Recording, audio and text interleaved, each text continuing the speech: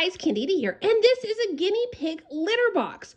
My daughter recently got a guinea pig for her birthday, and so I was trying to figure out a simple way to not need to clean the cage every day, and I ordered this litter box. It has been amazing, and it's super easy to use, and the best thing is the guinea pig uses it.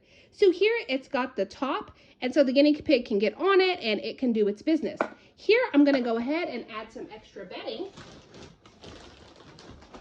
I simply fill the bottom with some bedding, so that way it absorbs any odor, it absorbs the guinea pig's business all in one place. Once I get the bedding in, I can simply put the top in. It was recommended to put this by the food, so I just put it over here in the corner of the cage. And then I put the food here, and the guinea pig, when it's time to go potty, will crawl up on here and do its business.